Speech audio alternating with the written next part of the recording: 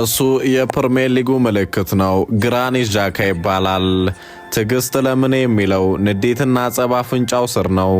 የቡድን አጋሮቹንም ሆነ ራሱን የማያስነካው የገነርሱ ቡጤኛም ግራኒት ዣካን እነሆ ለትውስታም በፈረንጆቹ አቆጣጠር ሴፕቴምበር 27 በ1992 በስዊዘርላንድ የተወለደው ዣካ የመድፎ የምንጊዜ የማይረስ የመሃል ሜዳው አቀጣጣይ ነው። ዣካ ማለት ንዴት አፍንጫው ላይ የተሰካለት ተጫዋች ነው ማለት ይቻላል። አርሰናልን በጣም ይወዳል።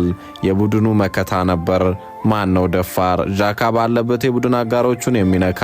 ቢጫዎች ቢደረደሩ ቀይ ካርድ ለጉድ ቢመለከት ማዳመጫው ፍንክች ነው። መች ሊሰማ? እሱን ስትነካ ጉንጭህን ለቡጢ ማዘጋጀት ግድ ነው። በአርሰናል ጨዋታ ላይ ጸብ ከተነሳ ወይኔ ዣካ ቢኖር ማለታቸው አይቀሬ ነው። ዣካ እንዲህ ይላል። ክለቡን ከልቤ ወዳለው እኔ አርሰናላዊ ነኝ። ከዚህ ክለብ ተለይቼም እሱን አለማሰብ አልችልም። ሙሉ የእግር ኳስ ሕይወት ያለው አርሰናል ቤት ነው ማለት እችላለሁ። የሞቀው ደሜ እዛ ኤምሬት ነው ይላል።